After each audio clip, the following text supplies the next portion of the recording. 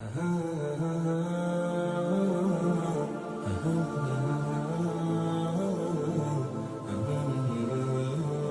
تبارک و تعالی نے سیدنا صدیق اکبر رضی اللہ تعالیٰ کو بے شمار فضیلت عطا فرمائی ہے، اور اس کائنات میں اللہ تبارک و تعالی نے حضرت سیدنا صدیق اکبر رضی اللہ تعالیٰ کو تمام انبیاء علیہ السلام کے بعد اس کائنات میں جو سب سے افضل بشر حضور علیہ السلام نے فرمایا وہ صدیق اکبر رضی اللہ تعالیٰ کی ذات گرامی ہے۔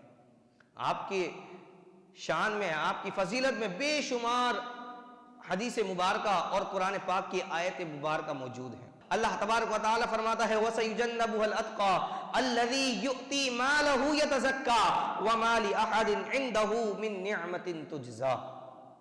جب حضرت سیدنا صدیق اکبر رضی اللہ تعالیٰ نے حضرت سیدنا بلال حبشی رضی اللہ تعالیٰ کو خرید کر آزاد کر دیا، اور آپ نے اس کی جو قیمت تھی دگنا قیمت عطا کی۔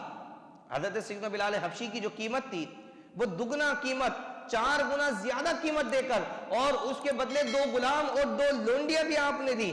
اور جب حضرت سیدنا بلال حبشی رضی اللہ تعالیٰ کو آزاد کیا تو لوگوں نے باتیں بنائی کہ شاید صدیق اکبر رضی اللہ تعالیٰ بلال حبشی نے کوئی کبھی احسان کیا ہوگا، آج آپ نے احسان کا بدلہ چکا دیا ہے۔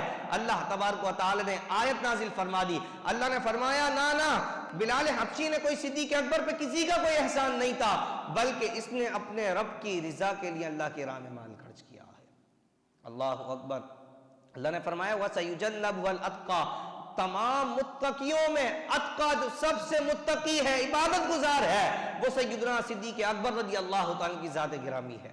مفسرین نے یہ لکھا کہ اس آیت مبارکہ سے مراد حضرت سیدنا صدیق اکبر رضی اللہ تعالیٰ کی ذات گرامی ہے۔